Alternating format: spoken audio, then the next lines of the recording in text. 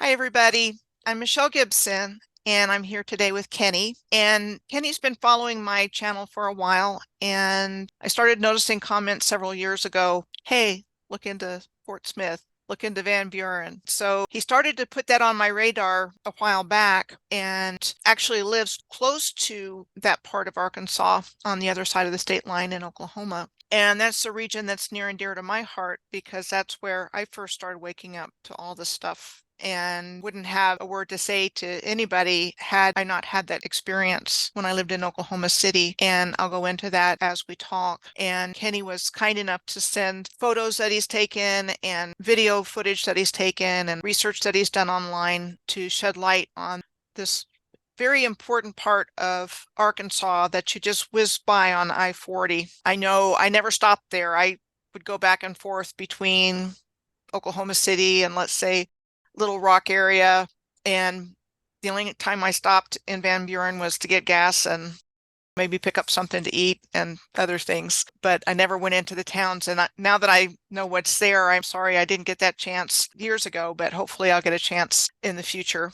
Got a PowerPoint presentation put together of some things that Kenny has sent me. And before we really dive into it, Kenny, I just want to give you a chance to say a word or two about yourself before we get started. Thank you very much, Michelle. I appreciate everything you do. I woke up, so to speak, watching a couple of your videos one night. And as I drove around Oklahoma, Arkansas, down Arkansas 59, I started seeing a lot of things. I remember Chad talking about big trees. I started looking at things. I started looking into the mud flood. Everything started coming to me in pieces, and I started putting them together. And when I started looking at things more and more, it was like they say, once you wake up, you can't close your eyes again. And I start seeing things everywhere. Cathedrals, natural dam. Michelle was just feeding information and researching and following her, looking at the different things, looking at the hints and different pictures that should be presenting. And yet I'd be seeing these same things everywhere. And I had to contact her and gave her the information, and she has done a wonderful job with this. Thank you, Michelle. Thank you so much. Thank you, Kenny. The boots on the ground is really important. And as we'll see in this presentation, you get details that you don't get doing this at home online. I mean, if that's all you've got, it's a good thing. But actually being there and seeing what's there helps to connect things together even more. And so I'm going to go ahead and get started with some things in our PowerPoint today. And I'm going to move us over here.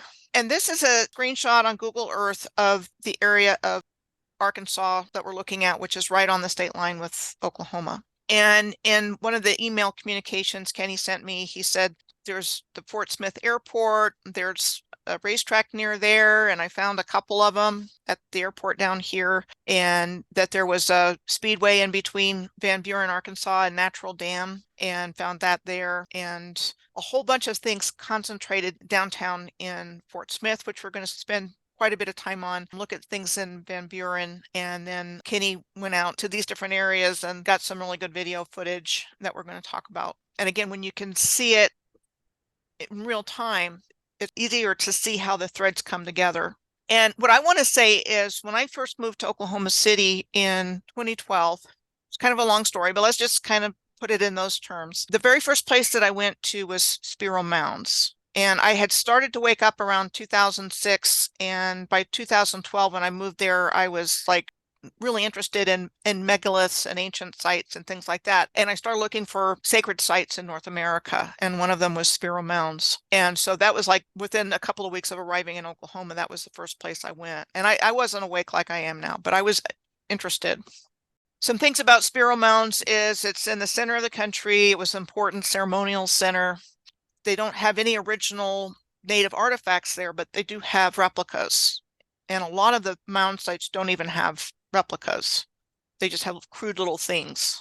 And the same story that you find at places like Spiral Mounds, you find at other mound sites, which is they were built by Indians in loincloths, one basketful of dirt at a time, everywhere. But they were perfectly geometrically and astronomically aligned with solstices and equinoxes and lunar cycles and particular constellations. It's incredible accuracy, but basically we're looking at Indians in loincloths doing the work, which is a blatant lie, but that goes into the historical cover-up. So when you talk about Natural Dam, I went to Natural Falls which is on the Oklahoma side of the state line on your way in going towards Eureka Springs in that area on 412. And it was when I went there that I saw the ancient stonework and say, wait, natural, that's not natural.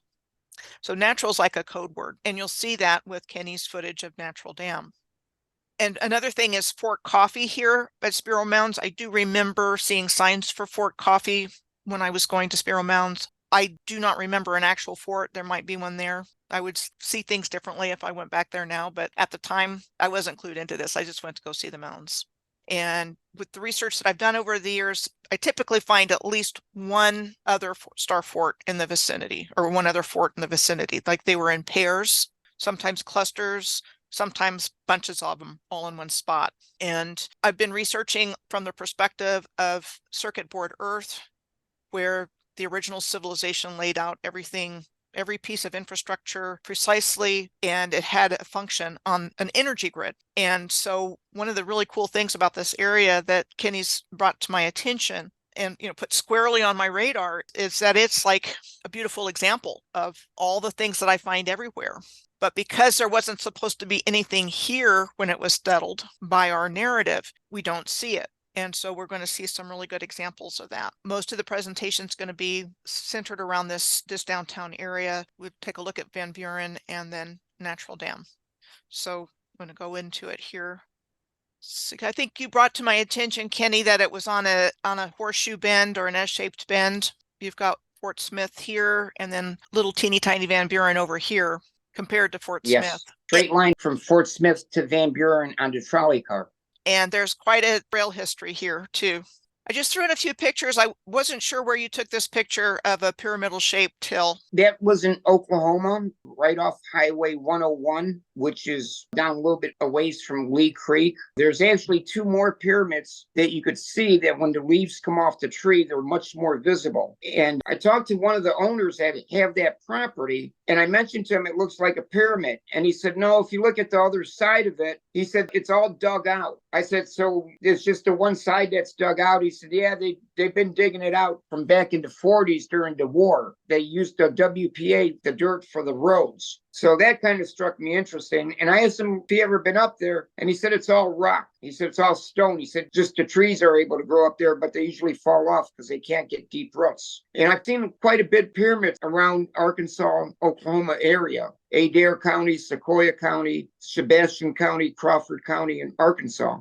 There seems to be a number of them. There's also a Sphinx on Highway 101 that when you look at it, coming from behind on the side of it, and then as you turn and look at the front of it, it goes completely flat. And if you look where all the rubble was, I went down there and looked, the rocks are of all different colors. They're huge. You can tell the damage been done years and probably hundreds of years ago. But you can tell nothing natural about it. Yeah. Nothing's, like you said, there's nothing natural. When they say it's natural, it's not. These creeks and everything that they dig up around here, they're canals. They're not creeks. They're not rivers. They're canals. What's really interesting is once you start to see it, like you have, Kenny, it's like there's so much information that comes in, it's just overwhelming because just kind of have to dust everything off and say, hey, wait a minute, this makes no sense in our narrative. And like I said, this is the part of the country I was living in when I first started waking up to this. I'll go into that more because it's the heart of what was called the ancient Ouachita Empire, Arkansas, Oklahoma, and Louisiana. That's been removed from our awareness except for place names like the Ouachita Mountains in Oklahoma and Arkansas, the Ouachita River, Ouachita Parish, Ouachita County in Oklahoma. They've left the memory of the people in the place names, but they don't tell us about the people that were here. And I'll cover some of those things by what you can find just by looking at this microcosm of Fort Smith Van Buren, because a lot of important names come up and just what's there. He said Sparrow Mounds was the ceremonial center in the middle of the country or the middle of the continent at the time. Same thing with Fort Smith, Van Buren. They're all kind of close to the geographic center of what would be the United States. Now, I'm kind of getting to a place in my research where I think there was more landmass than what we see today at one point. So I'll leave that for another time, but this seemed to have been like a crossroads, an important area relative to other places. And so we'll see some of that here. That was another picture you sent me. Where was that taken? Yes, that was taken on Highway 101 right by Little Lee Creek. They're putting up a new bridge and they're constantly digging out these creeks, trying to force them to go where they don't want to go. Later in your video that you have, they'll show where they're digging, and you can see these walls just run for as far as you could see. And you can see these construction cranes are just digging them out. They're pulling them out, leveling them, and try to reshaping the creek and the streams to flow into the Arkansas River. They're changing the direction of the creek, and it's not working because Mother Nature keeps winning, keeps washing these things out that they keep building.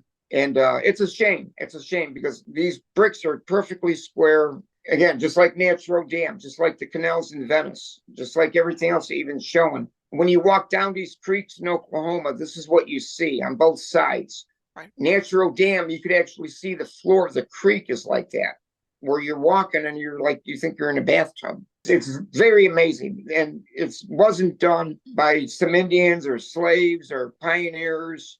It's a massive construction project. Anybody that ever worked any type of construction or brickwork, or this is a massive project to go on for miles. And you're out in the country, so to speak. You can still find a lot more of the original stones from the canals intact. A lot of areas, they've just been removed.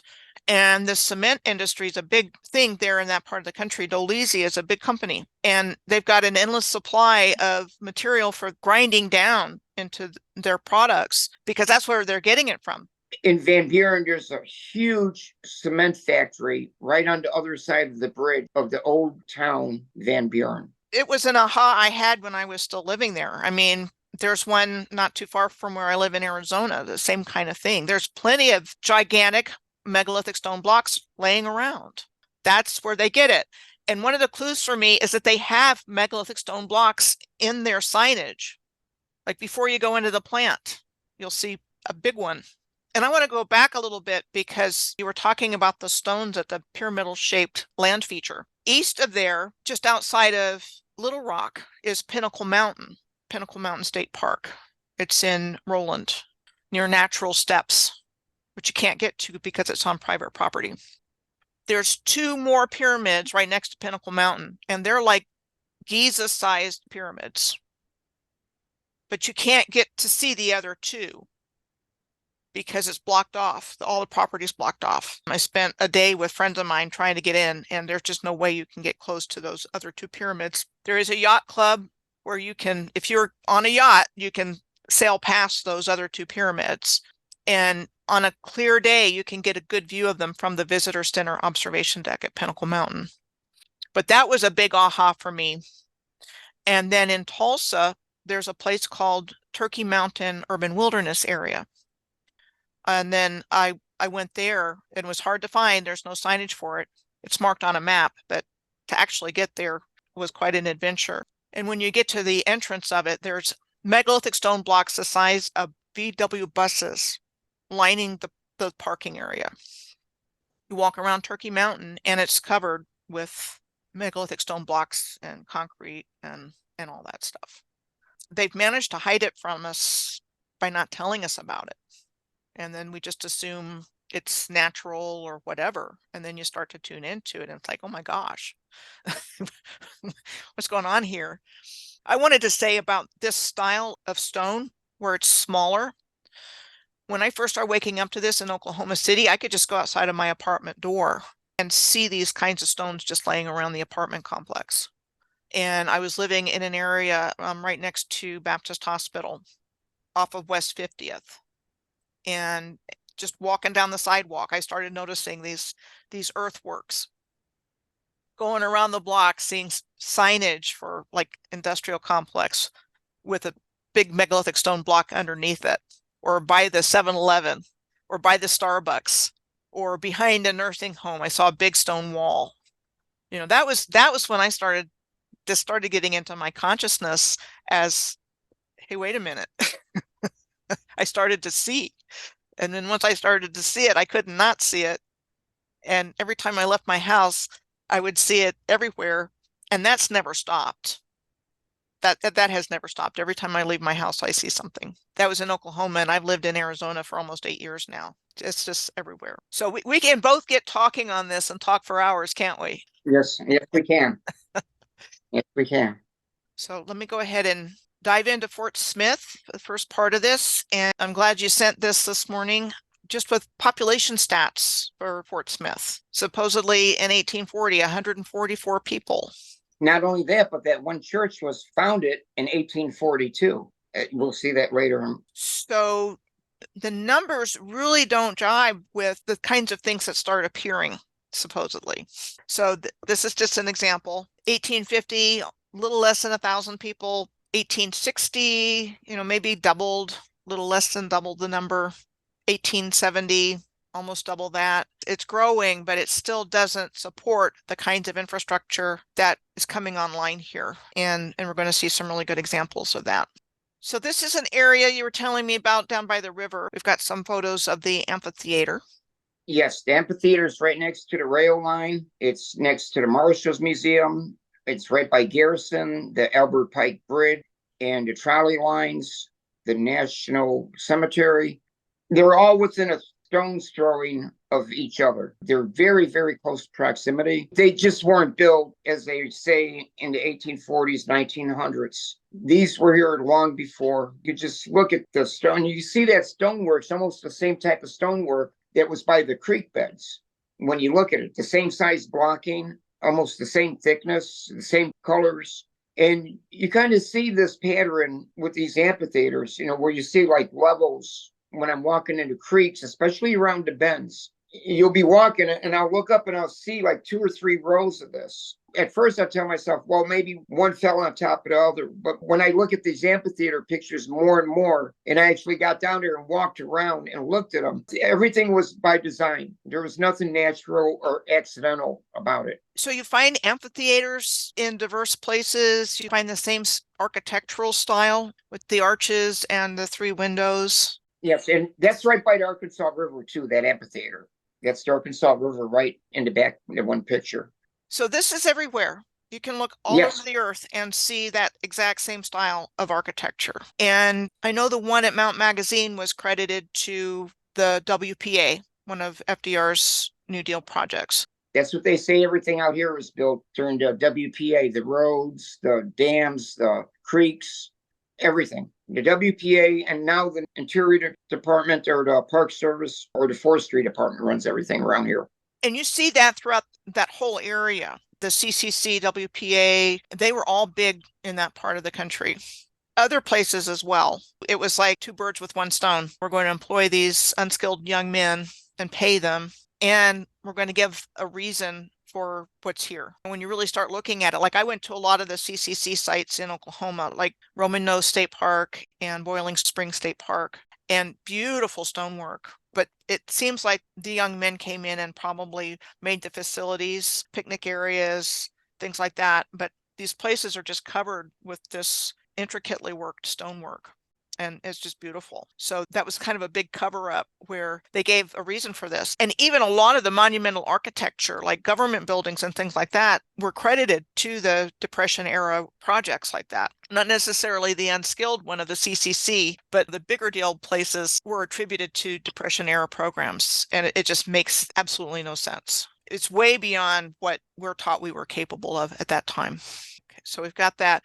So this is fascinating to me. I'm going to get back to this because it ties into the energy grid and the trolleys, because there's a trolley line that we're going to see that runs right beside this. And what's interesting to me is that trolley parks, which were historical amusement parks, these amusement parks were at the ends of trolley car lines, terminals of them. So it's like they had some kind of function on the grid somehow, like maybe they were recharging the energy or something like that. But to find this location with the Ferris wheel and the carousel here, this is a train car, the diner that's here. What happened to the trains? I'm going to talk about this shortly. I'm going to include it in another area, the mural of the Indian drawing back the arrow, because that's actually propaganda. And I'm going to go into that with an example on the other side of the street. So this is right next to the amphitheater, right, Kenny? Yes, it is. Like right next to it. Right next to it. Yes, ma'am. And then I put together some pictures that you sent of the Fort Smith Theater. I'm not sure where this is relative to the downtown area. That's right down the street on Garrison. All these old buildings are straight on Garrison. That would be between the river and the Immaculate Conception Church, the big church that you'll have a picture of. So again, we see these as more recent construction because that's what we've been told. But these theaters and opera houses all over were these just gorgeous, grand palatial buildings. Did a country town, a pioneer town of that time in 1910, with how much of a population, have a theater that big where they show the John Wayne movies where the cowboys ride into town shooting up the town? But yet you're going to be sophisticated enough to sit down in an opera house such as these? Doesn't add up. So the population was growing, but it's still so many questions based on what we've been told about everything. There's the courthouse and the post office. I guess they were in one building. There's a particular story that goes along with them, a certain time period, design competitions. I cannot, off the top of my head, remember the name of the lead architect that was credited with supervising a lot of these courthouses across the country. And the same thing with post offices. I mean, big, beautiful, old world architecture in a place that wasn't supposed to be old world. That's at Garrison Avenue. That's what you were telling me. Is that the Ward Hotel? Yes. And you can see the streets were still brick in that picture, and you can see the trolley car tracks look like they're still visible. We're going to see some great pictures of that, of the trolley car stuff. I'm going to have to look back, but I think when I was looking into the Ward Hotel, that's still standing today, right? Yes, yes, it is. Has it been converted into something else like a hotel or office building? So I believe it's empty right now, but the top of the building, it has the facade, it has all these intricate designs on it. And those lower white ones too also have it. And there's also those Mason symbols on there too. So a couple of interesting things here. First of all, this is Main Street, USA. This is what we see in thousands of towns and cities all across the country. I want to point out about the Ward Hotel is for all of the hotels that have been converted into another use, there are so many of them that have been left standing but are abandoned. And Texarkana has a bunch of them. And Texarkana is unusual because it's divided between Arkansas and Texas. Part of the town's in Arkansas and part of it's in Texas. And like the courthouse is like right on the dividing line. Again, some of them have been converted, but there's a bunch of them that are just kind of like nothing going on. They're all gutted on the inside. And it's like, why? So they demolish a lot of them. They repurpose some of them, but they also leave them standing. And to me, that's just kind of lowering the vibration of these places. That's how I look at it. The ones that they don't keep for something or destroy it, they just want to make it unusable and just kind of stand there. You have any thoughts on that or noticed anything? You're right about these buildings being everywhere, and they seem to, like you say, they want to destroy them, but they're there for a reason. I believe that they still need them for a purpose. Otherwise, they would have taken them down already. I believe that right now they're using the historical fact, but there always seems to be that convenient fire or thunderstorm that just comes out of nowhere and just takes everything away. And they had that once on Garrison Avenue that took out some old buildings from there. And it's a shame that they hide this from us. They hide so much. It's so rich in the knowledge and the history that we could be learning, that we're supposed to be learning. Instead, we're cut off from it. But it's definitely coming back. And with the technology that we do have, something that's important to me is with our growing awareness, how is this going to come together? Are we going to create something brand new out of this based on the old? You can't change what's over, but only where you go. So I don't think it's been lost. I think it's still here. I think it's still important for us. And as we wake up from where we've been, it will come to us as to where we go from here. I want to point out these poles on top of these buildings, more than likely part of the energy grid system. This one has a flag on them. I think that was part of the tech also, but they've taken down a lot of them. The one on the right, if you look at it very closely, to me, it looks like it has little antennas towards the top of it that wouldn't make it a flagpole. And it doesn't have a flag on it. But even with the ones with flags, that could be a function on the grid also. That the waving of the flags had some kind of energy function. At this point, that would not surprise me at all, that there's more going on with flags and flagpoles. When I was a kid, they used to tell us those were lightning rods. That's what they used to tell us. Put a lightning rod on your house so your house don't get hit by lightning. Yeah, they were sitting around with all this high tech that they had to come up with an explanation for.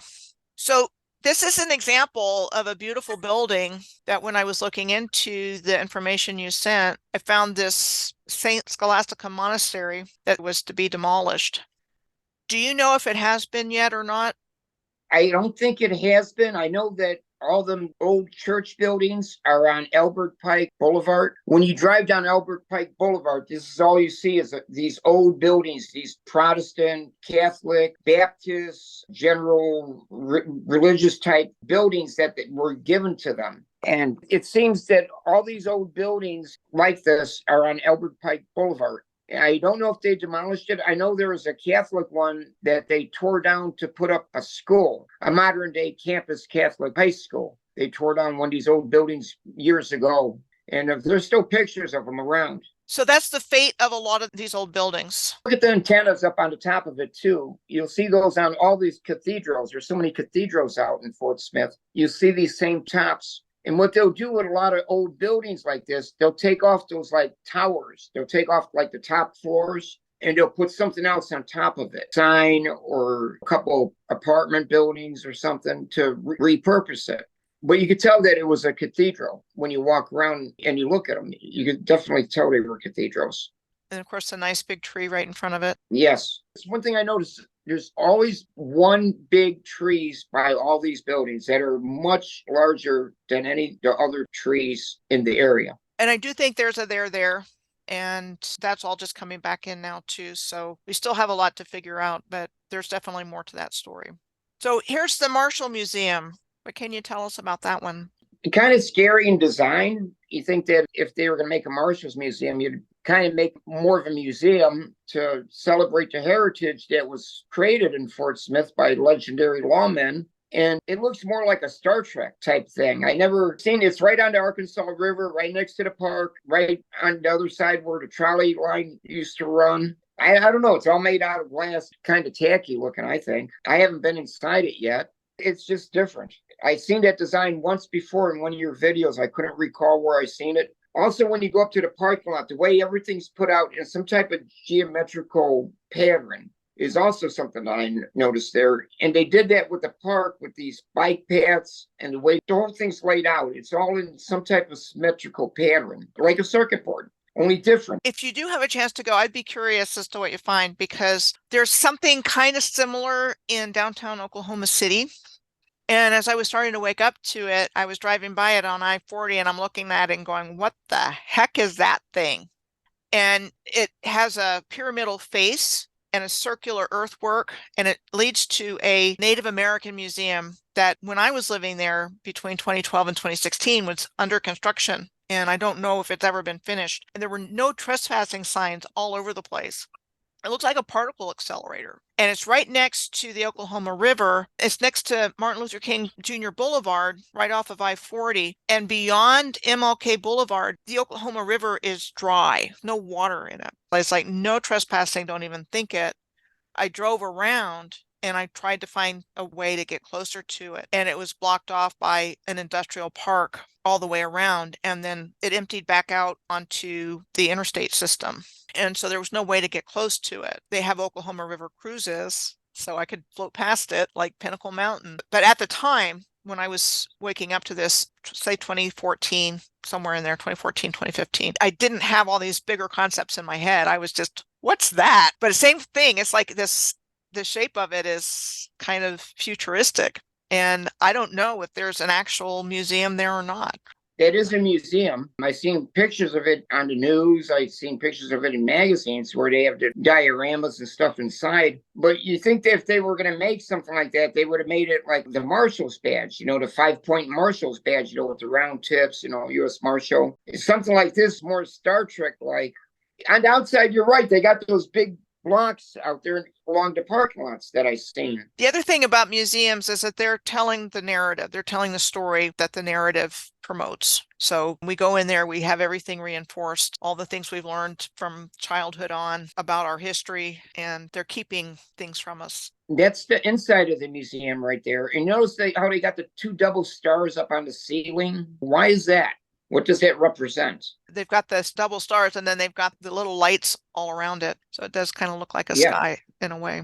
with the bars all around it, with people watching, like a little skybox up there watching somebody that they're in a prison. They're all good questions. We've gone through life assuming that, oh, well, that's just the way they did it. But I think with the veil coming down, people are becoming more aware that there's hidden meanings and agendas and everything. And from the human perspective, it's not good for us. In that picture, if you look at that first window, is that like one of the Mason compasses? See that? Yeah, the two bars going like that.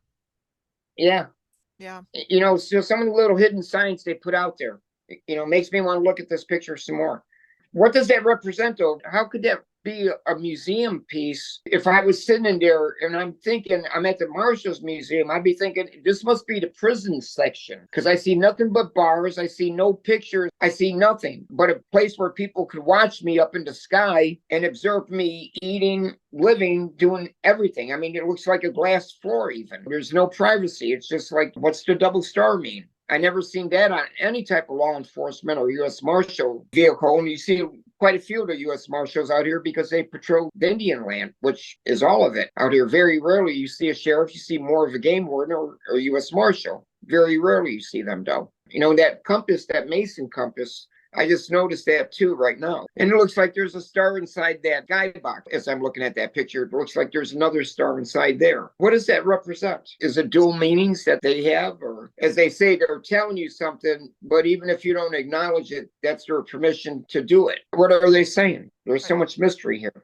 It doesn't look like a museum. And again, even waking up just a little bit to it, where you even think to ask questions, is different from our mindset just a few years ago. I mean, I know when I was born in 63, and I know I never even thought to question the narrative, probably until, let's just say, the early 2000s. I think I was always probably more aware of some things than most people, but I wasn't awake to any of this stuff. And then really it was with the internet and having access to alternative media and history and things like that, that I started really getting those pieces.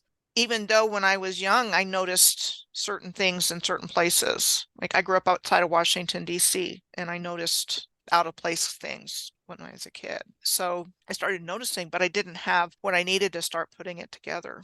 So now we know we need to start asking what's going on here, because before we'd be like, oh, okay, nice building. Look at all those windows. I know I would. I was born in 56 in Chicago. And when I was a kid, I spent all my free time at the Museum of Science and Industry and Museum of Natural History, which were two huge buildings. And there's so many things in there, and it always rotate. Well, at the time, they said they were rotating, but what they were really doing was taking it and hiding it, putting something else out there, a dinosaur or some other nonsense that to take you away from the real thing. And they had so many things out there that they took away. And the things that I remember were things back in the 60s. They still had things from the Columbia Exposition that Chicago had in the 1890s. Yeah, 1894, I think. Somewhere in there. 92. Mm-hmm. And they still had different pictures up there, but yet all the buildings were gone. But also when I was a kid, you'd go out to the beaches like Calumet or Rainbow Beach. They built all these piers out of those buildings, those blocks.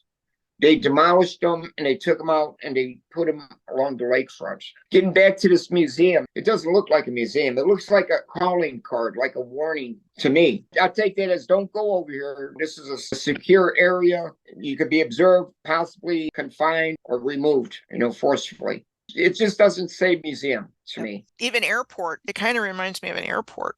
Yes. Where the gate is. Yeah, I agree. Maybe an airport, something to harvest energy, maybe. I don't know. People go there to a museum, they're excited, just as you would a trolley ride or amusement park, that type of energy. Like the stress you'd have when you were a kid at Christmas time, that excited, I'm going to get a present or I'm not going to get a present, or the good stress, the excited stress, that type of energy. Maybe that's what they harvest there. I don't know. It's different, though. I never seen nothing like that. And airports are another thing that we think of as modern, but were they? When were they built? When were they actually built? And I think that's another good question to ask, because we just assume they're more modern, and I would beg to differ about that. So this is a beautiful old building. I wasn't sure where this was. That's in Fort Smith. That's right by the Ferris wheel. Going into that little area where the Ferris wheel and the amphitheater and everything is, that's a little building like right on that street. That's on the other side of it. Those little white flowers you see at the top up there? Yeah, these. These here. Yes, those are on that picture frame. You see a lot of those type of flowers all over these old buildings, especially in Van Buren. They're everywhere in Van Buren, everywhere. You see quite a bit of them in Fort Smith, but most of them seem to be removed or fell off or damaged some way. And you see also too where the bricks were replaced with the old bricks with the new bricks, which makes you look at these old fires like the Chicago fire or a bombing, some type of something happened, and the deep red structure was what was left, and the new lighter bricks are what was replaced to make the building whole.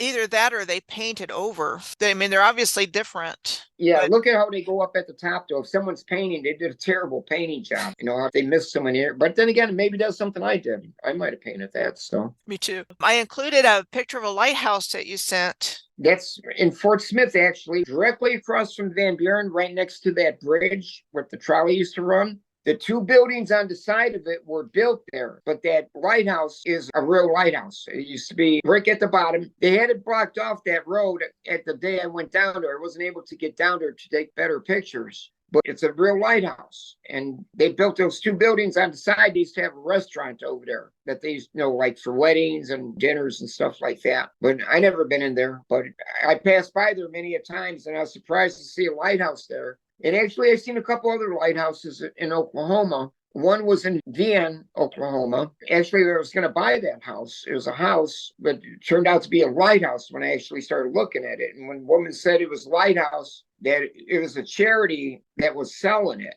that they owned it for years and years. And somebody had it before them. They kind of fixed it up a little bit and stopped, and then they quit. And I looked at it, and it was just too high for me to go up in there in the morning. But there's also another one, part of a lighthouse or onion dome in Oklahoma on the other side of Natural Dam, about 2 miles. Didn't you say that one was next to a cliff?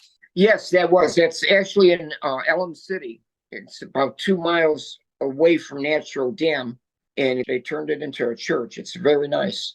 And I definitely believe that lighthouses were repurposed from something else. They were turned into navigational aids and whatnot. But I think, as we can see, lighthouses out in the middle of nowhere next to cliffs in places you wouldn't expect to find them. A lot of historic water towers look like lighthouses, like the Sulphur Springs Tower in that neighborhood of Tampa. They look like lighthouses. And I think they were part of the energy system having to do with light.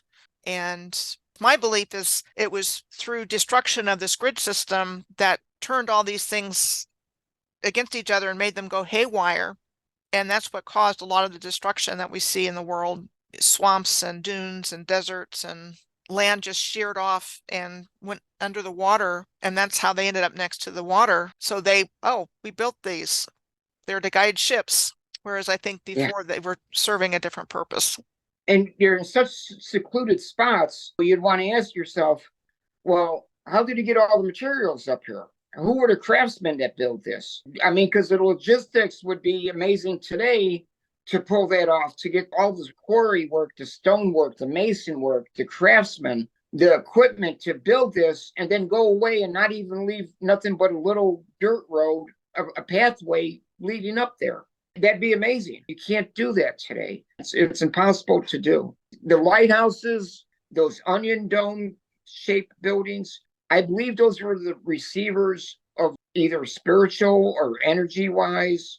They had something to do with the grid, something where there was a flow going through there. As you said, something went haywire and too much power went through them and they sheared the land. It affected everything, the rivers, I don't know if the ground liquefied or like when you're cooking spaghetti, how it bubbles up when you're cooking it. And one day I was looking at the moon and I went inside as I was cooking spaghetti. I forgot that I was cooking. And when I looked at the pan, I had the spaghetti sauce and I had a bunch of craters in there. And before I threw it out in the garbage because I burned it, I stopped and looked at it because it crusted up. And I was thinking, boy, that looks just like the moon. And that sauce was so nice and even when I put it in the pot. But through the boiling, it just made it an alien landscape instead of a flat liquid surface. I don't know, something happened with the grid. Maybe the ground liquefied, got too much of a charge. I've seen videos of ground that liquefied in earthquakes. different type of natural disasters where the ground liquefied and opened up sinkholes and things. Everything's different. Everything failed and they reconstructed it in a haphazard way. And that's the bottom line. Everything failed and it was reconstructed. And we have not been told about how advanced we were, how advanced human civilization had become. And it was all over the world. And so a really good example of this is when you find railroad tracks or a history of railroad going through a swamp. And they have this story about how they built it. And there's tons of those that I found in my research. That was pre-existing infrastructure. The swamp was new. And I think when everything went haywire and fried the grid, it caused those effects. And then they came in and then they just built on top of everything. And we're going to see examples of this coming up here in just a moment. But before we see Van Buren, you sent me this picture of after the parade. Do you know where this scene is? Yes, that's on Garrison. That's Albert Pike Bridge. That trolley car was turning. That one building, you had that red building. That would be on the other side, that pole right there. And further back would be the Ferris wheel and merry-go-round and the amphitheater on the end of that front side of the buildings, right by the river. And you did a great job of taking footage of that. So we're going to see what that looks like today. But this is what it looked like back in the day. And so you've got the trolley cars. And I want to point out the beautifully shined roadway here. And I've seen that in other pictures where the bricks almost just shine. I saw that when I was in Dubrovnik in Croatia. In the old town, the stones that we were walking on top of were polished like that. And I've seen some historic pictures of like Rogers, Arkansas, in Northwest Arkansas in the Ozarks. Same thing. Any thoughts about that before we move on, Kenny? Yeah, they still have some of these brick roads in Fort Smith and in the old town section. That bridge, all those lights on that bridge, those are no longer there. It's amazing how they had those lights on there and stuff and how lit the bridge is. It's just amazing, like you said, that the bricks, even to lay that street, to put all those bricks in, my gosh, the amount of labor and intensity, plus with trolley tracks there, that had to be a tremendous amount of work. And it was put in there to last forever. You don't see any potholes there. You don't really see nothing but a flat, even street with the trolley car running on it. They had electricity because you see the trolley wires, or they had energy anyway, some type of energy. I'm pretty convinced they just poured asphalt over original brick roads. And that's why the roads are such poor quality today. And then there's bricks and crosswalks in a lot of places. I think they just gave us a vastly inferior surface from what you're talking about with the roads that were built to last forever. The asphalt is terrible when you look at it. The car tires, the pollution that it makes. You still can see a lot of these brick streets in Fort Smith when you go out there. Even in Van Buren, you can see them. They're so nice, especially in the residential neighborhoods. And it's even nicer that you see the people out there sweeping them and stuff. It gives you a little bit of pride to live there. Yep, absolutely. And then in terms of the trolley history, that's the bridge going from Fort Smith to Van Buren. And on that same road is the front picture. That would be the beginning of the journey, that last picture. And this would be going right into Van Buren from there. It'd be about a 5-6 mile trip on the trolley. And it's a lift bridge. The technology is just tremendous to allow ships, river traffic to pass underneath it. They had swing bridges that would just move. And again, they claim them to have been built recently, but there's these bridges that still exist today in very out of the way places, like we've seen with Fort Smith and Van Buren at the turn of the century, a couple thousand people or so. They have that population now. Like I'm thinking of ones that I've seen in Illinois, same design, same idea. And there's like nobody there today. In Chicago on 92nd Street, you could see these same type of bridges, those lift bridges. You could see, and they're there today. That's where I grew up at on 92nd Street over there. You can see these same bridges. There's not just one of them. There's probably about several for the rail lines and everything. When I was a kid, we used to go underneath the bridges and fish because the cars going over them used to drop the grain, going to the grain silos. So there always used to be a lot of fish there. And that's one of the first places that I seen those bridges like that. I mean, just that steel, to build that steel, you couldn't do that back in the 1800s, in the 1870s. And to transport that out here, how did they weld it? How did they bolt it? when you start looking and investigating these things, there's so much more to it. And again, it took craftsmen and engineers to do this. This wasn't put together by pioneers with oxen and wagon and just living in a shack, yet they're building projects like this. It doesn't make sense. It just doesn't make sense. And whoever was responsible for giving us a new narrative, whether Freemasons or Jesuits or other secret societies, there's a story for them. You can look up information on bridges and find out the year they were supposed to have been built and length and type and material and all that stuff. And sometimes you have a bridge building company name on it, but it really doesn't give very much information other than putting a stamp on it saying this was built by whoever at this time. And that's it. That's all you can really find. Everything has a story attached to it. It's just like it was overlaid on top of this incredible engineering, like you're talking about, with nothing to back it up in the narrative.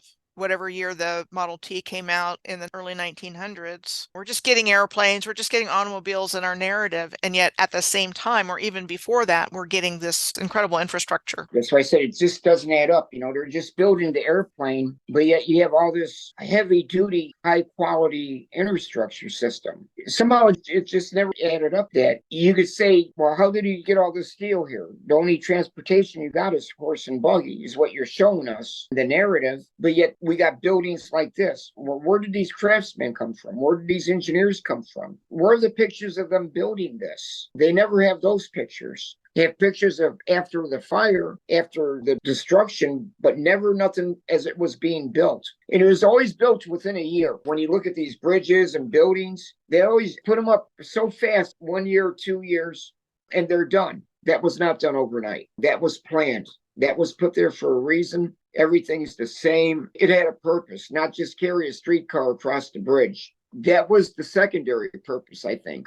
That streetcar being able to go across the bridge. I think that bridge had another purpose, though. Would collect the energy from the river or connect each parcel of land from the river to disperse the energy. So many things. I don't know. And I think that's the right track. I think every single piece of infrastructure on the Earth's grid system had a function, whether it's waterfalls or bridges or railroad or the S-shaped river bends or cathedrals, whatever it was doing something, and it was all precisely placed. And it seems like once people started picking up on the world fairs and things like this, there was like a flood of construction photos that became available showing them being built. But there's nothing that could convince me that those are real, because my money is on there was an original civilization that was highly advanced and it was all pre-existing. We're missing large bits of information to interpret things with. So a lot of times somebody sees a picture of something and says, oh, well, that proves it. There's a picture of it. When photoshopping and that kind of technology has been probably around for longer than we realize. But the other thing is the stories that go along. Even if you say, okay, this is a credible picture, what they tell us in the narrative is like the Chicago World's Fair and other big fairs, they were built to be temporary. They were meant to be destroyed. That's what our narrative tells us. And you look at the buildings and it's like, no, they weren't. Those weren't temporary buildings. You cannot convince me that they were temporary buildings made out of wood and plaster. There's a couple of steps in there. They don't want people to figure this stuff out. So let's flood the internet with these pictures of when things were built. And you can find occasional pictures, like I've seen canals as they were being built on the U.S. Army Corps of Engineers website, like 1916, we're building this canal. Yeah, they try. But it still doesn't work. Not for me anyway, maybe for somebody else, because I see all of this has all long been in place. And, you've got the canals that you're seeing in your area. Even if you look at Erie Canal or the canals that I've seen in Pennsylvania all through that area, the stonework that they're constructed with is so old. And that doesn't fit the narrative either of how the canals were built. So we're left with way more questions than answers. But then the next question with all of this, why build this only to remove it? That's the biggest question of all. Why build bridges like this? Why build the trolley system, the rail system? But let's say trolley system, because both the railroad and trolleys were taken out by and large, with a few exceptions. They kept what they needed. Why build it? Only to use it for some cases 5, 6, 7 years, other cases longer. That's what happened. Why don't we have these trolley cars today? Why build that bridge and everything for that little trolley car and then get rid of the trolley car and not even use the bridge? So lots of questions. You've given a lot to consider in this. I wasn't sure what this was. That was a building on the other side of that amphitheater. The reason I sent that picture is if you look at the top of that building, I think I sent some pictures of the building too. I think you did The too. little antennas and everything up at the top of it. Is that the green building? Yes. Okay. We'll see those in the video clips, or that one in the Okay. video clips. And the other one was all that front of it, the building, the design on it and stuff. There were so many of the Mason symbols on that building when I was looking at the picture close up. I couldn't get it to show up in the picture, and that building, unfortunately, is not there anymore. When you look at that picture in person, you can see those Mason symbols on the building. So now we're going to head into Van Buren, right across the Arkansas River from Fort Smith. Yeah, it's my favorite place. And again, we're not looking at very big numbers at the founding of this place. Sometime around 1850, under 600. Grows a little bit in 10 years, not by much more in another 10 years. Actually, it's pretty slow growth there for about 3 years. And then it starts to go up. But they're building all these buildings and banks, though. Those three buildings that we're looking at, or three bank buildings, I think they were built in the 1880s, 70s. I can't remember. I don't have the pictures on me. I know it's stamped on the building they have. I think it's 1870s, maybe. So, I mean, there's not significant growth here the first 70 years or so. It starts to get a little bit bigger, 70, 80. Enough for all these buildings? So I thought this picture was interesting because you can see the mud flood effect here at this location. I gave an example of where I live in Prescott because it's the same effect. It's like it goes uphill and it's like they just covered over, and there's still buildings underneath that, the way that they did it. So here on this particular corner in Van Buren with the old world architecture and the onion domes and the rods here, you have the same kind of effect where it's slanted. Why build like that? But that is everywhere. All over the earth, you find that where there's more underneath the surface of the road, and then they just built the road over, covered it up, and there's floors beneath where the buildings are, subfloors. It's clear when you're there and you can see it. It's so much evident, especially in Fort Smith and Van Buren. Especially in Van Buren, when you get up towards the one by the train station and the Mason Lodge, you just see these buildings underground when you walk the length of the building. On the buildings where there'll be slope, where you'll be at the parking lot in the back, and as you're going up the thing, you'll see the first floor, then you see like a second. Then when you get up to street level, that's all the buildings, the main floors. But there's still like two basements. That's what a lot of them tell you. They'll rent out the building and it has two basements. Or possibly even more. And on Gurley Street, this is a photo of, there's a lot of places where the entrance is below the level of the street. And you can see that in a lot of places. And again, we just assume that's how they built it, but there's a lot of questions with that too. And then just to give an example, here you have Van Buren looking kind of Old Westish with the dirt covered road and the wagons on the left. And then on the right is an old picture of Prescott. And that's our iconic Thumb Butte in the background, which really looks like a giant tree stump. Just saying. You've got the dirt covered road. You've got a couple of wagons, and I think they're wagons. But this is one of the places where I know literally there was a streetcar for 7 years between 1905 and 1912. And I've seen pictures of workmen underneath the layer of the street digging up the streetcar tracks. And that is actually on a utility box dead center of town that shows you that. It shows you the streetcar being dug out and when we had a streetcar system. And it tells you it was only running for 7 years. And so you've got these, I'm not sure what they're called, but they seem to be associated with the streetcars. And that's all gone. The way you know that there was even a railroad here is there's a marketplace depot that has what used to be the train station in front of it. There's a mural of a train going into the grocery store there. In front of some museums, there's locomotives. We had trains when there was mining and all this other stuff. But other than that, there's very little visible evidence that there was ever even a train here. So I've done quite a bit of my own little personal research on that, just fascinated because the railroad covered this whole area in Arizona at one time. And I think that was true of everywhere. So again, they want us to have this picture of Van Buren, for example, as what's in our head. This was what it was like. It was the set of Bonanza or any of those old Wild West shows that we grew up with, wherever Gunsmoke was, Dodge City, all that stuff. The thing about where I live in Prescott is like where the old world meets the old west, and they push the old west narrative so much that most people don't even see the old world. And this is such an old world town. I mean, it's incredible. That's what they want you to believe. The Cowboys and Indians, they forced relocated them, and they don't want them to know their heritage, that they built some good infrastructure, and they just want to genocide them. Right. And teach them that no, you really were savages that just ran around barefoot and hunted in the forest because you didn't know any better. And that's what's a bigger crime, them and the Moors. You know, as you talked of the Moors before, how they just eliminate an entire race of people to support their narrative, their lies, that this is what it was. We built this. We designed this. Of course we designed these buildings. Who built them? It's not true. Sadly, that's exactly what's happened. And, I think we're living in an amazing time. It's not all been lost ever in our human history. The truth has been there, and it's just been too dangerous, I think, to talk about. But that's finally lifting. And the wisdom keepers, the people that know, the Moors that know their Moors, the people that are open to receiving information that differs from the narrative and say, okay, this doesn't make sense, but the Moors do make sense.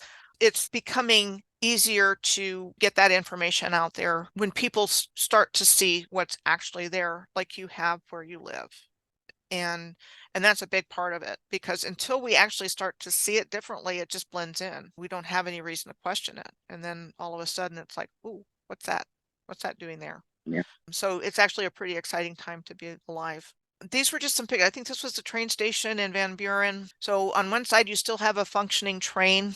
And then a lot of places that used to have trolleys have trolley buses. So they've kept it that way. I've seen that in a number of places that I've looked at. We get little hints here and there. And there's a sidewalk with bricks. And that's what there's a lot of here in Prescott. It's actually the street. They just left that for the sidewalk because they wanted to dress it up a little bit. On the other side of that train station right there, going to your left would be a huge Mason lodge that they said that Albert Pike was real big in at one time and was staying there when he had his little schoolhouse there. He was very prominent there. And when you go further down the street that trolley's pointing on is when you run into all those old buildings. That's like the big intersection right at the top of that hill. And if you go the other way towards the back end, towards the right of that trolley, you'll run into a bunch of buildings that are the onion-shaped domes and a bunch of cathedrals and stuff. The same amount of cathedrals, a lot of cathedrals in Van Buren and onion domes. Not as many as Fort Smith. I think I counted 15 cathedrals, though, the old cathedrals there. And I think 7 of the brown onion buildings that I could see. There might have been more that they destroyed or took down, but definitely you could tell that these are cathedrals. The one courthouse actually used to be a cathedral. If you look at the Van Buren pictures and stuff, the one courthouse, you see it used to be a cathedral. Same design shape anyway. There's a Steampunk Festival in Van Buren every year that you were telling me about. Yes, it's very entertaining. They bring a lot of things to light, a lot of clocks. You'll see a lot of clocks, a lot of odd things, a lot of blimps, a lot of technology, a lot of Mason things in there. But it makes you think that who built this? And it's in Van Buren. If you look at that picture right there towards the top below the stoplight and the blimp, that little emblem on the top of the building, you see a lot of those on the buildings in Van Buren, whether it was an energy collector or what. But that's something I noticed on a lot of buildings too in Fort Smith. A lot more of them, though, in Van Buren when you walk around in Van Buren. And it makes you wonder when you look at that picture with the blimp, that lady riding in the blimp. On the other side of the bicycle, she has like a baseball bat and some type of weird galloting gun, but it looks like a pistol in her basket. And it makes you wonder, why would they put those two things in there for a festival like this? But I see a lot of things like that out here. Just the design of the blimp with the little propellers on it. You look at the propellers towards the nose of it, and then you look at that thing on the roof, like the star-shaped thing. Were they some type of energy collectors that made this blimp move? Did people transport like that at one time? So the push is to convince us that steampunk is some kind of futuristic world of the future we haven't seen yet, but it seems more likely that steampunk is actually a portrayal of what this civilization was like. Yes, that's kind of the thing that I get. Like I said, you go there, it's a whole different strain of people. They're very friendly, very nice. With the atmosphere, with the old buildings and the way that everything is marketed. One thing I noticed, you see a lot of clocks. And even in those two steampunk pictures they had earlier, you see that one clock in the one picture. But there's something with time seems to be presenting, and it seems like they're presenting something that was lost. It's a very wonderful event. It's a wonderful weekend.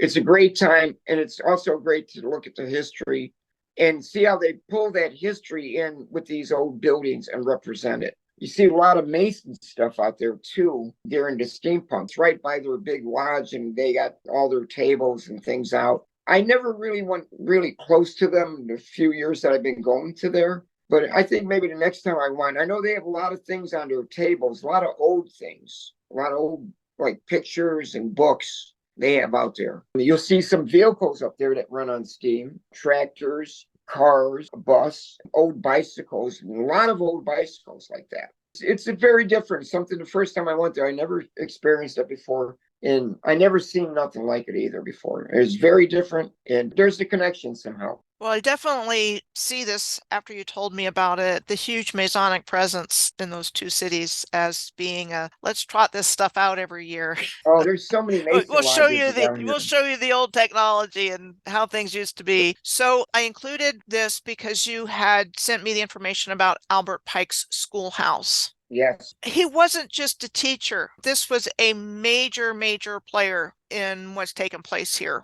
He is And everywhere out here. I mean, you got people who will tell you that their great great grandfathers knew him. And I mean, his presence out here, the streets, the buildings, the bridges, everything is Albert Pike. His schoolhouse is almost like revered as some kind of chapel. When you go there, they got Masons that want to run up right away and greet you and tell you the history and all about it. It's like you're walking into one of them stores where the salespeople run up to you and they're in a hurry to sell something to you. And you're just walking in to see what's there. He was an extremely big player. so he was a big guy. He was not only a large person, but he was way up in Freemasonry, Scottish Rite, Supreme Commander of the Southern Jurisdiction of the Scottish Rite, wrote books, I think Morals and Dogma. He was highly involved in this area as a commander of the Trans-Mississippi Department of the Confederate Army during the Civil War. And personally, I don't think the Civil War is what we were told it was. Something happened,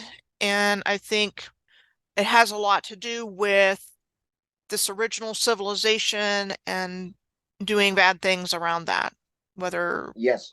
killing survivors. Most of the pictures of the Civil War, they're in camp and they're posing in clean uniforms. You don't look like that in combat. You're stressed. Your clothes are dirty. You just came through hell. You're not going to be posing for pictures in clean uniforms.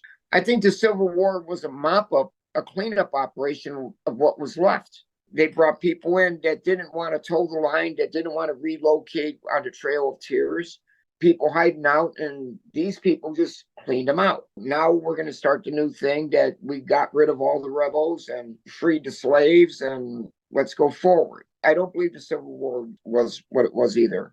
And in that part of the country in Arkansas and Oklahoma, there were several Civil War battles, supposedly, right? Yes. Cane Hill, Prairie Grove, they were fought over creeks. There were two creeks. The one creek in Prairie Grove empties into the Illinois River, and the other one, I'm not sure where it empties. The one out of Cane Hill, I'm not sure where it empties. But when I went to Cane Hill, and it's this little small town out in the middle of nowhere in Arkansas, and they got cathedrals over there, and they got a college, and these buildings are huge. And they're out in the middle of nowhere fighting a Civil War battle over a creek.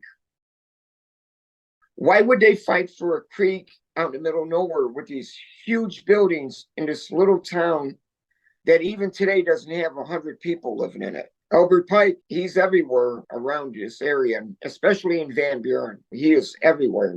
Fort Smith, the same thing. More so present in Van Buren, though. So the thing about Albert Pike, his involvement in the Trans-Mississippi Department in the Civil War and in the upper echelons of Freemasonry, is that he was like an architect of what has taken place in the 20th century as well. I had come across some information about Giuseppe Mazzini, who was the leader of the Bavarian Order of the Illuminati after Adam Weishaupt died in our narrative. And so supposedly in 1871, Mazzini enticed Pike into the Illuminati and completes his military blueprint for 3 world wars and various revolutions throughout the world, culminating in this great conspiracy into its final stage. And so these are a couple of things connected to it. Mazzini was responsible for founding all of these young national movements, like Young Italy movement, and he was Italian, so he was directly involved in that in 1831. And these young people's movements sprung up everywhere, where they were involving the youth in this revolutionary cause of overthrowing governments, monarchies, old systems. And same thing happened in America, was the Young America movement in, say, like the 1850s, the same idea. And the controls always seem to target young people, whatever Yes. whatever century they're working under. So this was part of how they deconstructed the old and brought in the new. And so Pike, in this letter to Mazzini, was said to have said, the First World War must be brought about in order to permit the Illuminati to overthrow the power of the czars in Russia and of making that country a fortress of atheistic communism. Well, check, that's what actually happened. Mm-hmm.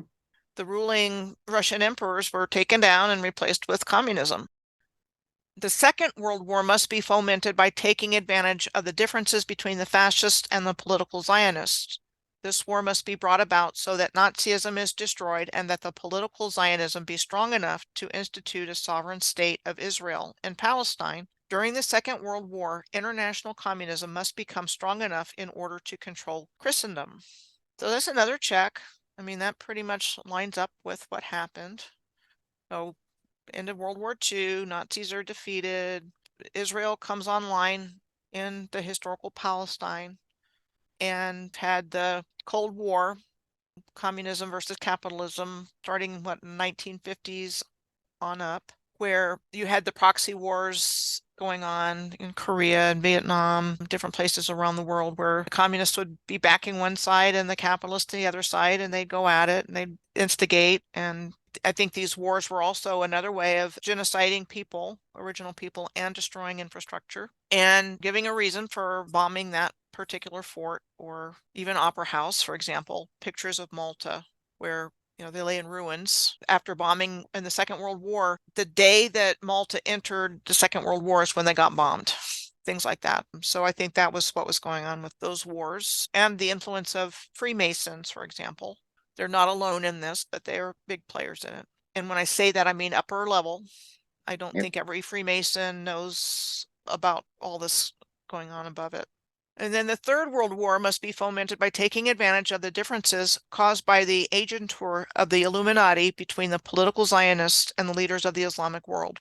The war must be conducted in such a way that Islam, or the Muslim Arabic world, and political Zionism, the state of Israel, mutually destroy each other. And isn't that playing out on our TV screens and computers today in the news? Absolutely. There's a mosque that is located at the end of Albert Pike Boulevard in Fort Smith. So now, after we've gone through the PowerPoint slides, Kenny, you sent me a number of video clips where you went and looked around some of the places we've been talking about.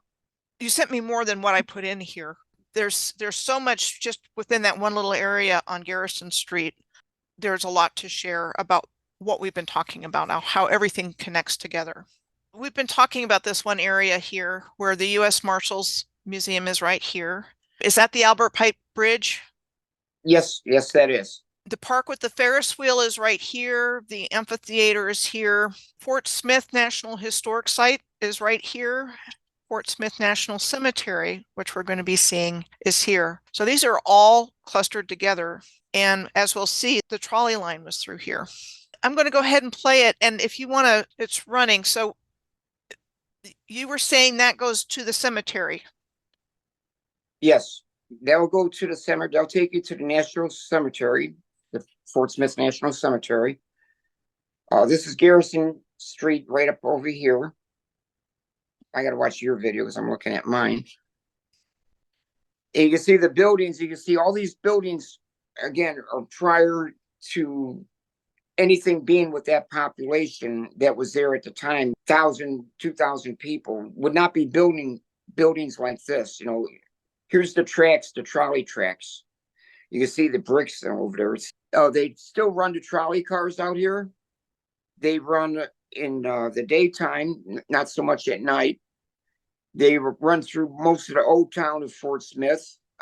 It's a big tourist attraction for the Iron Horse Bike Festival that they have, which is usually with the Steampunk Festival. Van Buren they have them both at the same time. Again, more of the trolleys. There's the Albert Pike Bridge. There's that store. They said that used to be a grocery store. This building right here that we're coming up on, but you see the trolley wires overhead. Just want to say that real quick, the light posts that you see there, the same green light posts are here in Prescott in the historic district. They look identical. And they have those clocks all over the place in all the cities out here. Tahlequah, Van Buren, Stillwell, Sallisaw.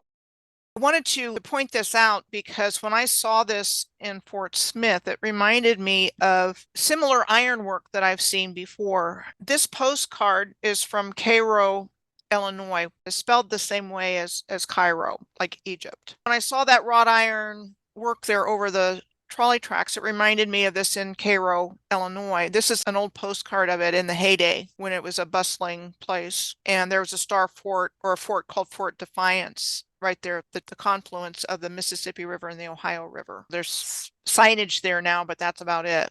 And so this was a happening place at one point in time. Today, Cairo is basically an abandoned city. We were talking about the buildings that were just left to rot in place. The same thing happened here in Cairo, Illinois. A few people there, but for all intents and purposes, it's an abandoned city. Like with the trolleys and everything else, they build it for 5 years and then they want to move on. That makes no sense. Those buildings look just like the buildings in Fort Smith when I'm looking at these. So anyway, all the controllers want is what they can get out of these cities. And I think the bigger cities were hubs on the grid system and were very important. Just something to think about. So there's our ironwork again over the streetcar tracks. Running on Garrison Street, which is like a main street heading towards the Albert Pike Bridge. And again, the old buildings.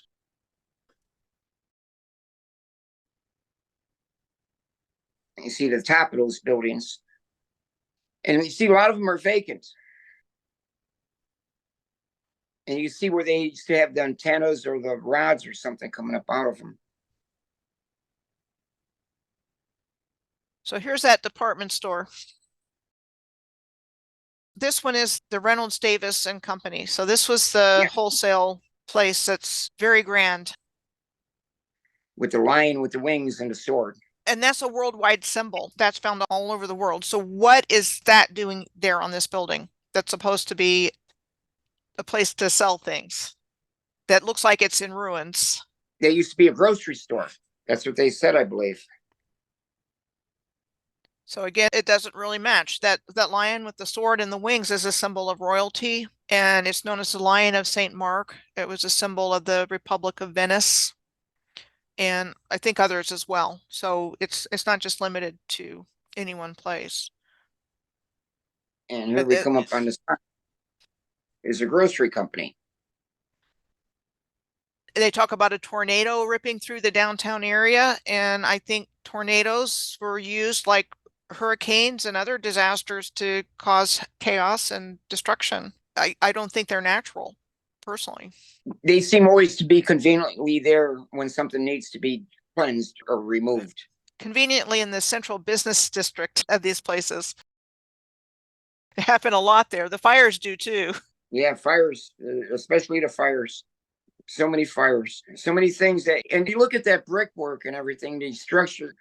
Why would somebody make a grocery store with pillars like that and the size of that, especially in the time when Judge Parker was hanging people that were living in shacks? This makes no sense again. From what they say, the John Wayne movie, True Grit, well, you're chasing carpetbaggers and crossing a river on a flatboat.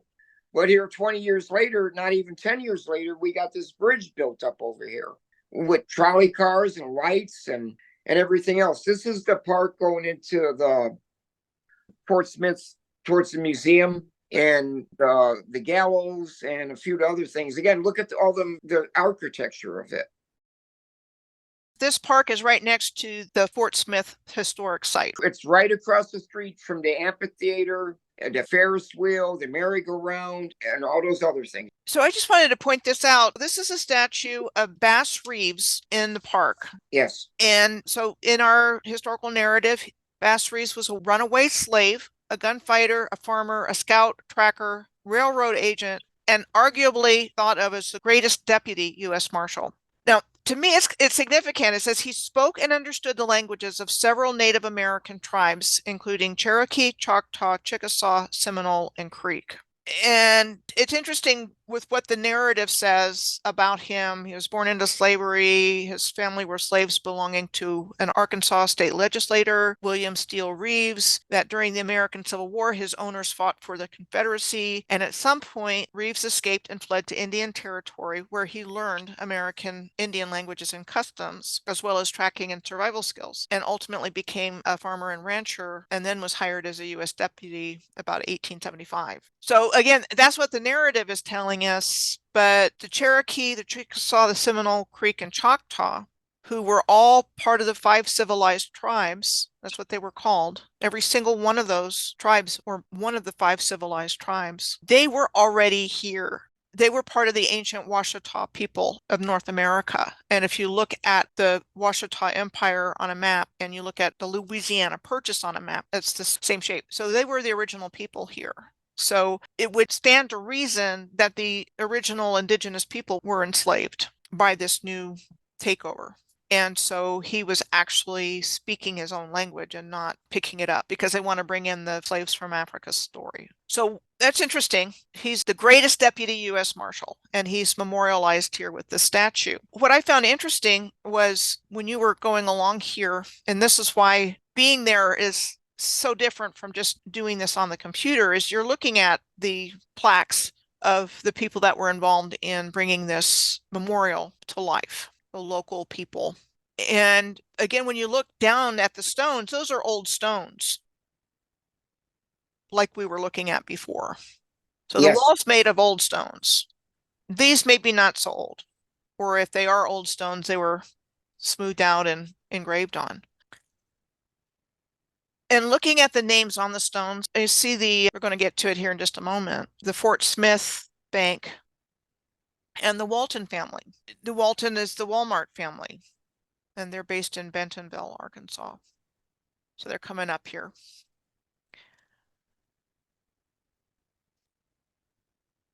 And those two really jumped out at me, the First National Bank of Fort Smith and the Walton Family Foundation. First with the bank, this is what the bank building looks like, another old world building, and that it was established in 1872. Well, there's a heck of a lot going on in our historical narrative all over the world between 1870 and 1872. I shared the quotes from the letter from Albert Pike to Giuseppe Mazzini, and that was supposed to have been 1871. There's so much going on in that time period. So this bank was established that year. And then the Walton family, well, lots of questions about that. What's really going on with Walmart and possibly human trafficking and also FEMA camps and things like that. I don't know if you've heard anything about either of those. Quite a bit of it, yes, I have. It seems that most of the Walmarts are convenient near expressways and main highways, main roads. They have a lot of plumbing. I talked to a few people that was putting in plumbing in there when they were building them, and they said they had unusual amount of plumbing available for the restrooms if needed be, that they have the ability to tear up floors and install more toiletries if needed. Again, just more things that you hear, little things you put together and someday they become useful. Yeah, the rumors are out there. And it's just something to keep in mind that there are certain families involved in this that have been involved from way back. Certain names come up over and over again, like they were generationally involved with the reset. So we're down by the river looking at the park. So I find it significant that the monument to Bass Reeves is right across the street from this mural depicting the typical Native American characters. On the one hand, you have the Black American deputy that is fluent in the language of the local tribes, if you will. On the other side of the street, you have the definition of Native American that we've gotten and we've been conditioned in with Western movies and things like that. I know there's generations of people that think the Hollywood Westerns are portraying real history. I know that for a fact. It's Hollywood. Yep. And the directors and the actors were high-level Masons. They were 32nd and 33rd degree Masons. They were Shriners, John Wayne and Roy Rogers and Roy Clark, the country music singer, and Cecil B. DeMille and Clark Gable. They were Shriners in Western Freemasonry. They were Masons. And they were very much a part of putting this new narrative in our minds. Masonry itself is a very ancient science. It was Moorish Masonry, and they just took over their identity. That's what this is. This is a Masonic theater, Masonic agenda. So anyway, so they've got the memorial on the one side, and on the other side, they've got the mural with the painting, which I find very interesting. The Freemasons did not build this. They claimed it as their own. And then I noticed all of the electrical utility infrastructure that's here, the poles and the lines and everything, all in this high energy place down by the riverfront. And then you spent time looking at the rail tracks. Now tell me, why would you spend all the time needed to put those in there just to take them out? They're still here, but they're not in a lot of places. That's a lot of work. And you see that they were put in with the bricks too. You can see some of the parts where the railroad tracks aren't there. You can see the bricks underneath them. They just covered it up. They're hiding things again. I think they might need this to repurpose it.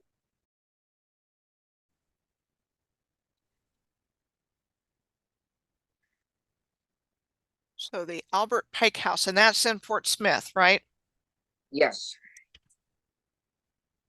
That's where he was said to have stayed when he was in Fort Smith. And it used to be more of a grander house, I was told, but this was like the two gateways going into the property. And look at those pillars, how they look like they're melted, that brick. But look at that brick, how it looks like it's melted. That's been there for a long time. Very long time. Also, these emblems, I don't know what those mean. I tried to look, I couldn't see what they are. It looks like a crown or something. It's very difficult to see. The tops of those pillars right there remind me of those obelisks that you see, and where they're melted at the top that John Levy had in some of his videos. But there's something about that place when I pulled up and parked there. I don't know, you could just feel something that just didn't feel right. Even when you look at the top, I mean, it's just not too many country people would have a house like this back in the 1870s. It's just different, too different. And you were talking about the trees here. Yes, you'll see the tree coming up. There's the tree. You can see how huge it is. It would probably take, I'd say maybe 4, maybe 5 people to join hands together to go all the way around that tree. It is so big. Compared to the other trees in the neighborhood, it's 3 times the size. And those are very big trees, these other trees. I just can't imagine how old that tree is. And just to add from experience, it's very hard to show size. I don't know why, but I've had the experience of showing very large infrastructure, and it's hard to tell it. And the old growth trees are like that. They're just huge. And I'm up here in the forest in Oklahoma, and most of the trees over here 100, 125 years old. I was talking to one of the forestry workers that was out here one day, and he told me that after the Civil War, the Union forces came in here and they cut down the whole forest to take out all the oak trees for the railroads. And then they just left it, and this is what grew, what's here now. And again, this is going down Free Ferry on that road that we're going down. You can see all the old houses and those entranceways to the driveways. All these pillars and stuff, those balls on top look like they're melted. Those things are so old. And you could just get out and look at them and you can see the age on them, how old they are. And here's some more railroad tracks and things that just don't belong anywhere. And that's in the same general area that we've been looking at.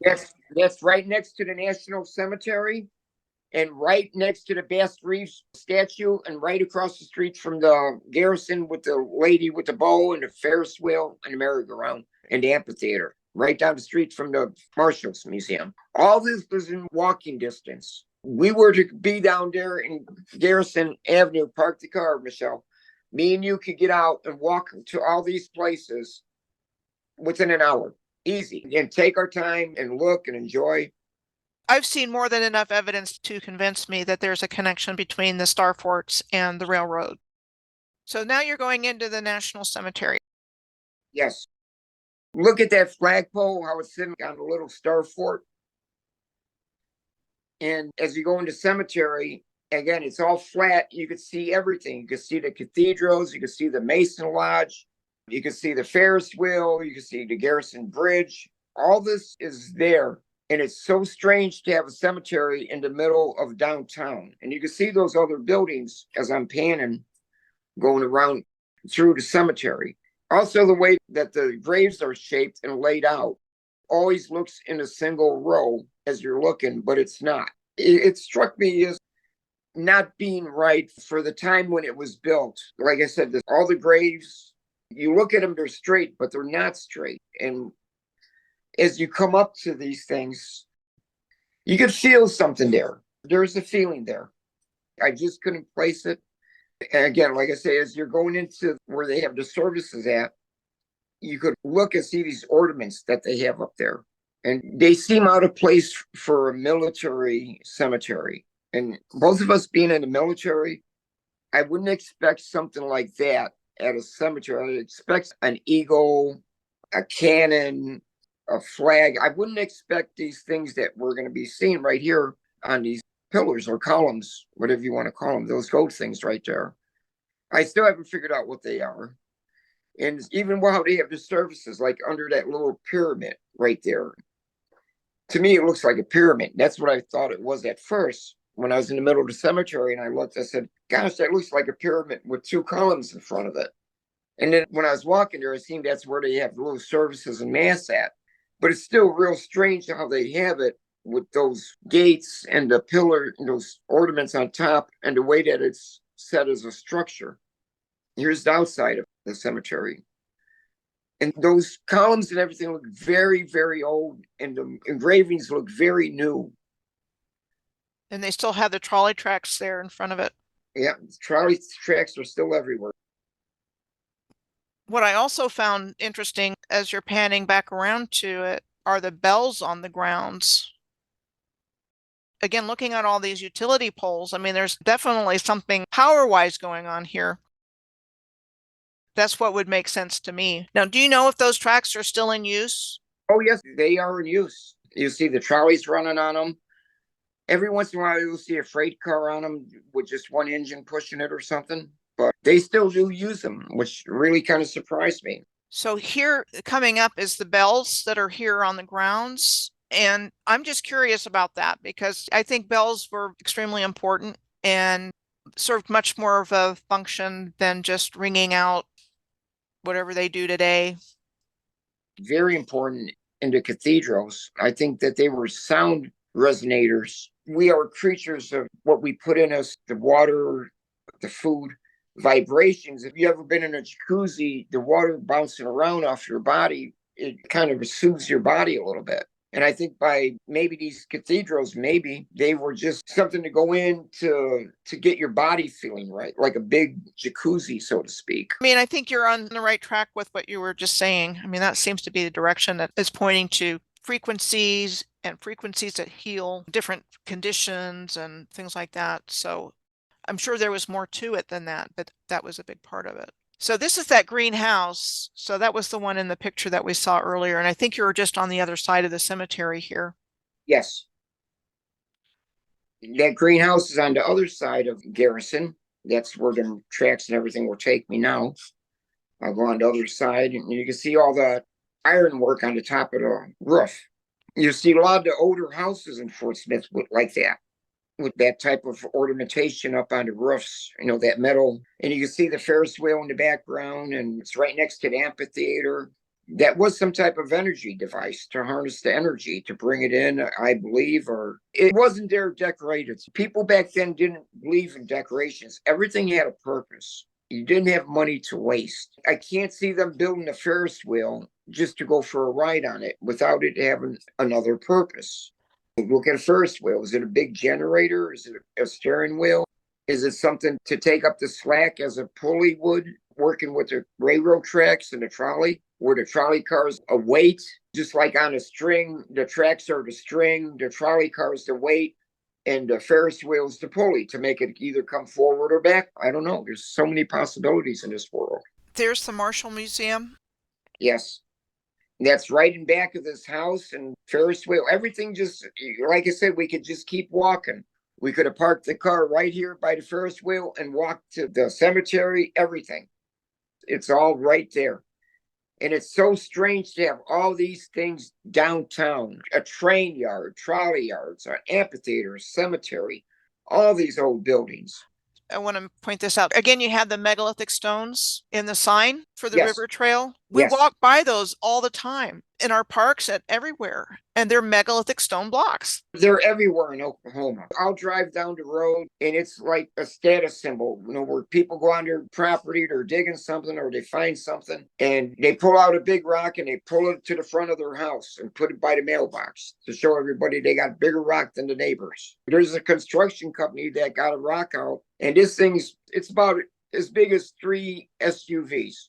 When I talked to the workers there, they said that's not even one of the bigger ones. They said they couldn't transport the 2 bigger ones they had because they couldn't get a truck big enough. Like I said, that's where I woke up to it. I'm like, am I the only one that's seeing this? It was in 2013, 2014, 2015, 2016 was when I first started seeing. Now, when I see a trail like that next to a river, I would be willing to bet money that there was a railroad that went along there, because that seems to be what happened to the former railroad trackage beside rivers. It went away and became rail trails. Yeah, walking trails. We had one in Frankfort, Illinois, where the railroad pulled up and it was abandoned for about 5 or 10 years. And all of a sudden they made a walking trail out of it.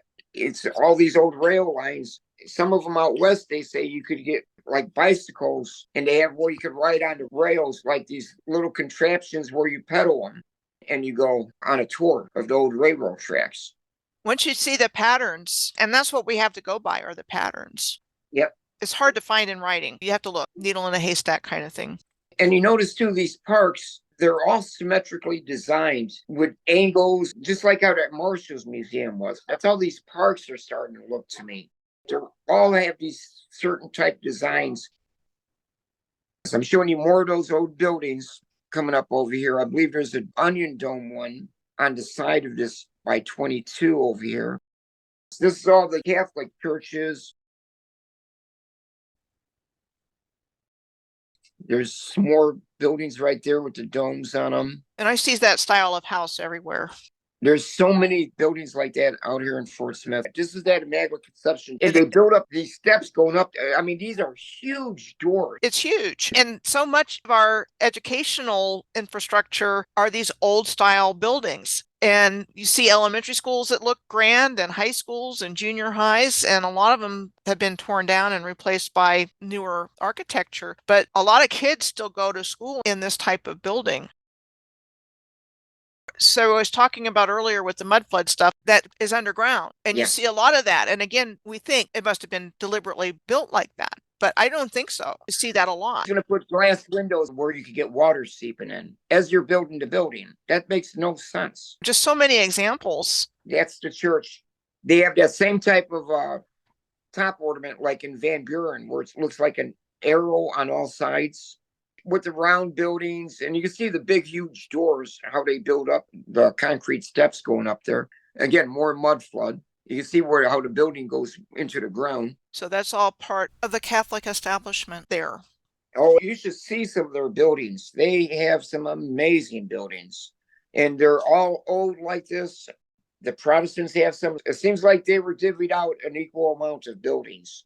natural dam over here. There's nothing natural about this. You get out here and look at this, you'll be amazed. That water on the other side, sometimes it's like ankle deep or knee deep, and you could walk through it. And it just goes on and on. I must have walked a half mile. You're just walking on stones.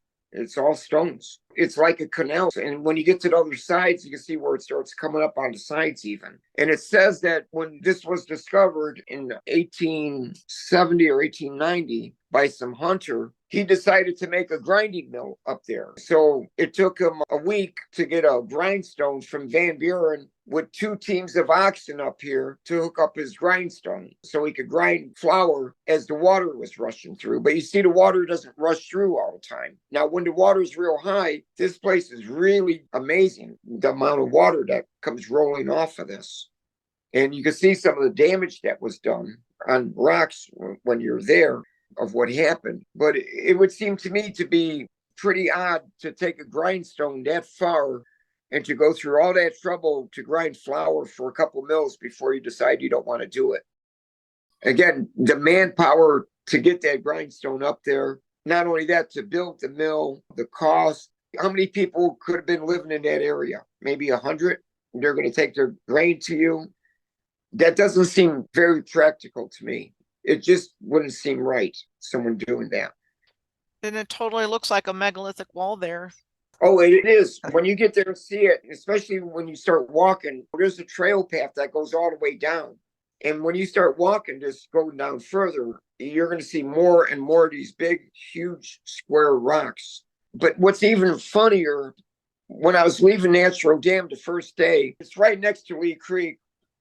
Lee Creek's right next to my house. I was pulling out and I looked across the street and I seen the exact same thing I was looking at Natural Dam right across the street.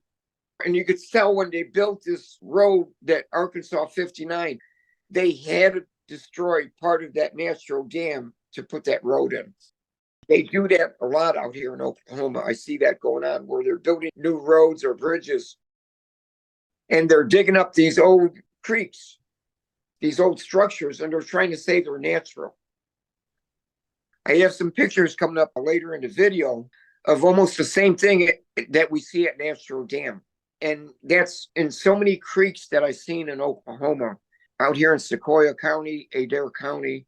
There's just so many creeks like that where you see these square rocks going on and on. And when you get the further you get away from the road, the more uniformity, where you could see them almost starting to make the canal before the mud and everything else starts covering it up. And I start running out of being welcomed onto property to kind of getting onto property that I don't know the owners, and I have to stop.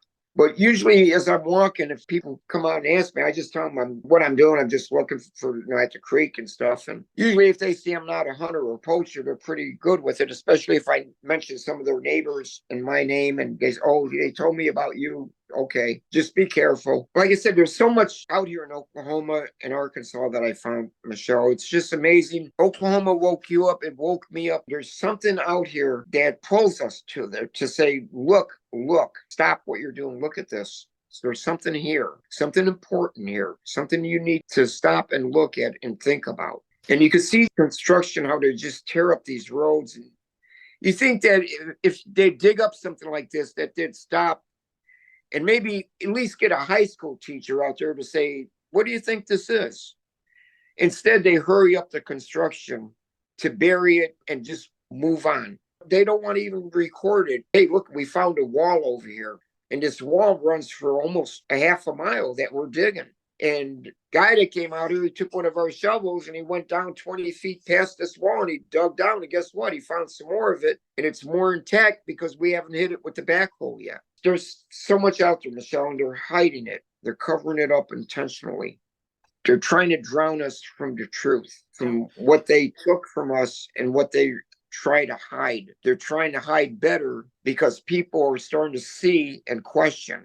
And that just ruins the whole narrative. And this is a good point, and I'm glad you got this footage because, like you were saying, it's like this is not protected. And most of these places are not protected. So you go in and do whatever construction or build that you are hired to do. And there's so much. I mean, I think construction workers could tell us a lot about the things that they've encountered in the course of doing their work that they're not supposed to talk about. And I asked that foreman that was working on this job site when I went in there, because I asked him permission, but I didn't want to just go down there and intrude on him. And usually I find you get a better response if you ask somebody and you just tell them curiosity. And when I came back and I told him, I said, that wall down there looks like it runs for about a half a mile, because I borrowed a shovel from him and I went down about 20 feet past where they were digging. And sure enough, 2 feet down, I'm digging into brick blocks. And when I asked him about that, and I told him, he said that they see that a lot because the company builds bridges. And he said he sees that a lot where these walls will come and go like that. And I asked him, I said, did they ever call anybody or anybody ever look into it? And he says a couple of times that the people from the state might come by and say, throw some dirt on that. We don't want that showing. Honestly, he said, I was the first person to come up and start talking to him about it. So that kind of worried me too. Like you said, it's not protected. And who knows what else is by that wall or why that wall was built. The farmers didn't build that wall. The Indians didn't build that wall. It's right next to a creek. Why do all these creeks have these walls like canals? What is going on with these? Are these canals or are these creeks? Why are they trying to re-divert the water differently from the natural way of the flow of the creek, that they want it to flow this way now against the creek? And it works for a little while, but when you get a massive rain, it washes it away. And after 2 or 3 good massive rains, the creek is going back to the old part where it wanted to go because it erodes the dirt and the mud. And usually when it does that, these bricks show up, these walls show up. Once I seen that, I knew that these were canals, that there is no way this is natural. Natural dam, I think, is the last working one that they have. The other ones are covered up. They're making man-made lakes in Oklahoma. They tried to do Lee Creek. They wanted to dam it off in Oklahoma. Arkansas wanted to build a dam that would have flooded in Oklahoma. And Oklahoma actually was going to go to war over this. They called out the National Guard to prevent Arkansas from building that dam over there. It was settled into courts. But if you read in history, that was the closest 2 states ever came to a shooting conflict.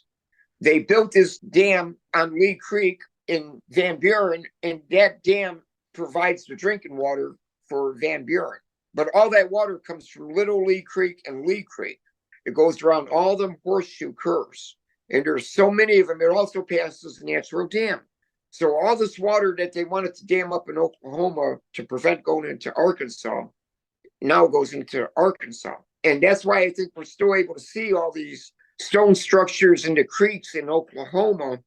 I think once they're done reverting all these creeks and rivers and streams, you're not going to be able to see any more of those bricks, those stone walls in the creeks. And the only one that would remain would be natural dam by itself. You wouldn't see this anymore, is what I think. They've already done it. I mean, Lake Hefner, Lake Oberholzer, that was part of my waking up to this and realizing that they used the water to cover up this ancient infrastructure, as well as hiding this sophisticated hydrological system where they can turn water on or off at will. And I think that's how a lot of the floods have come about, the great floods. Somebody somewhere turned a knob and sent a whole bunch of water down where it wasn't supposed to go. And I'm really sure that that's taken place, probably not that long ago, too. I mean, that's part of their arsenal. So that's all in the category of things that have been hidden from us among the many things. It still blows me away that once you see it, it's just obvious. It's blatant. And yet, because of the conditioning, we don't see it. It's harder for people to admit that they've been fooled than to say, oh my gosh. I'm just glad that I'm able to help you. Like I said, it's always different when you see it in person than seeing a picture of it. Like you're saying, we all have different gifts, and hopefully every effort that we make will ripple out and touch somebody else. It all works together. That seems to be how things work together. Kenny, I really appreciate your time, all the information that you've sent me, and spending the time here with me today to go through everything. Thank you, Michelle, for the opportunity. Appreciate it very much. Thank you for all you do. Thank you, Kenny. And thank you for your help in this. And we'll talk again soon. Enjoy the rest of your day. Thanks. Bye. Bye-bye.